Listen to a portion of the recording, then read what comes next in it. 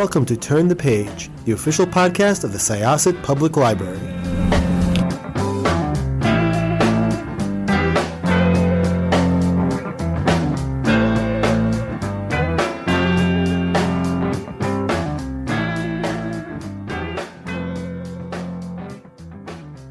Welcome to Syosset Library's Turn the Page podcast. This is Jessica. I am your host, and I am here with Alice Kaltman, who wrote a book called Alice's Big or Maybe Not So Big Book of Mistakes. And it is really interesting.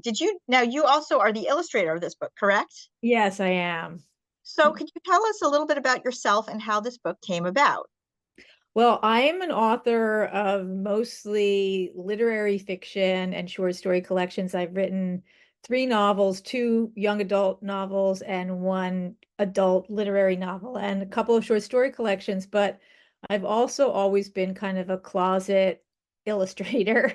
I made actually my first paying job was at the Great Neck Public Library, where I designed the flyers for the children's library. And when I look back at my still existing examples of that work from, 50 years ago or something, I see that the style is exactly the same as what I'm doing now. But I've just always been a doodler and a comic sort of wannabe, and even played around with some picture book ideas when when my daughter was younger. And so all that stuff sort of went to the wayside when I started getting more seriously into writing, but I've always sort of harbored this desire to do something with illustration.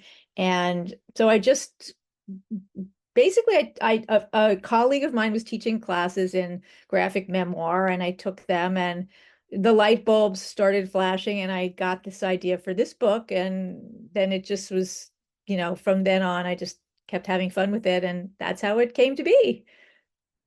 Well, it's really interesting, and it's a book. It's the pictures they remind me a little bit almost of Roz Chast, the Can't We Talk About Something a Little More Pleasant, and those books a bit, but they deal with some really serious issues and also just the idea of making mistakes. So this particular book, when you were putting it together, how did the idea of mistakes become the theme? Well, it really happened there. I think the first panel after sort of the introduction to the idea of the book is a illustration of me walking with a friend, and us talking about the sort of mistakes we made in quote unquote dating in our 20s. And that was also the first assignment I got from this class I took with Robert James Russell, who, if anybody's listening to this and wants to take a class in how to do a graphic memoir or comic sort of work, he's fantastic. They should check out his website. Anyway, his first assignment was like, do a 4-panel comic of a conversation you had today. And I was thinking, well, what kind of conversations did I have today that I could do that with? And so I did it about this conversation with my friend about the mistakes we made in our 20s with various people. And that was when I got the idea. I thought, oh, well, I think about all the different mistakes I've made over my life that don't just have to do with dating or men that's when I got the idea. So it really did start from a class assignment. And then the first just thing I did sort of triggered the idea for this book that's much more than just my mistakes, just sort of the idea of like, what is a mistake and why do people get so hung up on their mistakes? And what's the difference between a mistake and a failure? And I don't know, it just sort of went from there. So in kind of scaling failures in general, you have a lot of different things here, and, just what is, I suppose, listed as a failure, and how, a failure isn't always what we think it is. Do you want to talk a little bit about that? Sure. Like, I have a very sort of specific kind of like theory about the difference between mistakes and failure. So for me, a mistake is something that someone like goes into sort of knowing it's not going to work out, but they do it anyway, and they, suffer the consequences, good or bad, well, usually it's bad because it's a mistake. And sometimes maybe the only thing they learn from it is like, whoa, I'm never going to do that again. Not that they grow from the mistake, but just like, I'm not going to do that again. Whereas for me, like a failure implies something someone's really tried hard to do and it just doesn't work out, but they've tried really hard and it failed. So I don't have as bad a personal reaction to failure as I do to mistakes. Other people have a very different response. And I think it's interesting to me how different people kind of emotionally process what they think of as failures versus what they think of as mistakes. Yeah. Some of the other things you talk about are also relatable, about like dyeing hair, for instance. Right. Yeah. Like that's always a tricky one. You never know what you're going to get when you go down that road. Right. Yeah. Yeah. But I think that it's important to kind of, look into it. And you're also talking about just, getting older and the kind of, you never stop making mistakes, basically, I think is the point of Yeah. the book. Yeah, definitely. Definitely. It's like it's almost like you could think about your life as just a series of mistakes if you wanted to.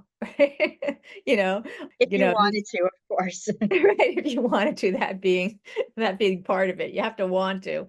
Yeah, no, I definitely that was one of the reasons I wanted to do it also is just because I'm not young and I kind of as a way to in a humorous way, but also not like completely just ha ha funny, kind of show people through my own experiences like yeah I've gotten through this life and I mean I could have 5 other books filled with mistakes easily if I wanted to put the time into it. I could do Alice's Big Book of Mistakes, volume 2, 3, 4, 5, but I don't know if the world really wants that.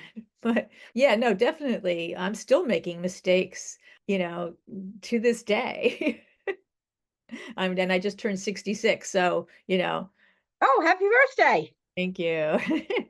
I guess another question I had for you is, in putting this book together, did you revisit any of these things with some of the people who might remember them? That's a great question. I actually did. My sister, who features in the mistake called the Tushy, which you have to read the book to know what that's about. I showed her it and she was like, I don't remember this at all. I did that. I really did that. I was like, uh-huh, yeah, you did that. And then I'm trying to think of the other ones. I think, yeah, it's so funny because the two mistakes that feature my other sister, who is in the Mad Dash, which is a mistake I made, I think in my 40s. Yeah, no, that was, yeah, my 40s. She sort of remembered the incident that she was involved in where we were dashing to the airport. And the friend who I had that conversation with that sparked it at the beginning definitely remembers that us walking our dogs and having the conversation. And everyone, pretty much it was interesting who remembers and who doesn't. And It's the funny people. because I was open to that page as you were talking about it, and man, it's very relatable, though, I will say. Which one? The Mad Dash. Okay, yeah. So actually one of the people that blurbed the book is a very fantastic and actually inspirational graphic memoirist named Julia Wertz. And she actually mentioned that one in particular.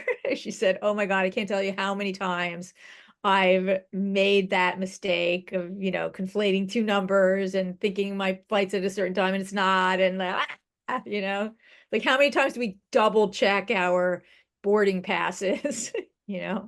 And I think another thing, and I mentioned, is you go through like the decades of your life, but you also go through historical things that have not gone so well, which again I thought was just a very interesting way to frame a personal mistake with something that everybody knows about. And would you consider this a mistake in the end? A lot of times, yes, like the Titanic, for instance. Right. But yes, like, does it scale? Yeah, yeah. No, I really wanted to sort of expand the whole concept to beyond just my kind of navel gazing sort of my own mistakes to just sort of broaden it out. And those kind of global disasters, and also those like happy accident sort of mistakes too, which are in the book, the sort of famous ones. I sort of wanted to kind of do like both sides of that coin too. And I just felt like I wanted to just make it kind of like bigger than just me, which is also why at the end of the book, I sort of turn it around. And also I have like work pages for people who are reading the book to kind of write down their own mistakes or draw pictures of their own mistakes. So I guess it's kind of like a little bit of like I don't consider this a self-help book at all, but it does have like, it's just kind of like a workbook at the end. So yeah, it really does. And it's almost like a invitation to journaling, which I thought was lovely. Yeah, that I love that. Yeah, no, I love that idea. And also journaling in any way you want, kind of. Doesn't have to be, super eloquent, And again, it could be drawn pictures, it could be just words, it could be just, kind of fragments also, which to me is like the most interesting kind of work that you can do, really, in that way. Well, this was really nice. Is there anything else you would like to tell people about this book and just about the process in general? And will you be writing more books of mistakes? Well, haven't been planning on writing more books of mistakes. I did really love doing this sort of graphic project because it's sort of something new for me. So I'm trying to figure out what a next one of those might be. I have a lot of sort of short stories I've written over the years that haven't been published that I'm thinking, oh, maybe I can like take one of those and just make it into another, like a short story could be made into a graphic novel. So I'm playing with that idea. And it can't be like a super serious story though, because my drawing style, as you said, is more like of the Roz Chast. Like Amy Kurzweil is also someone I've been compared to. Like they're not like beautiful sort of artistic drawings. I guess what else would I want to say to people is just like I've written this book sort of as like all the books I write are gifts to other people, but I feel like this was really something I wanted to do. I have a background as a psychotherapist. I mean, that's how I've made my living for 30 plus years. And so this is sort of has like it does have kind of an emotional component that other books don't have. And but it's fun. I feel like it's a fun way for people to kind of realize we're all just, big flawed creatures. So Thank you so much. So once again, this was Jessica with Syosset Public Library. My guest today was Alice Kaltman. And we are going to close this chapter of Turn the Page. Thank you so much, Alice, and thank you for sharing your mistakes with us. Thank you for having me, Jessica. It's been really fun talking to you. It's time to close this chapter of Turn the Page. Join us for the next episode.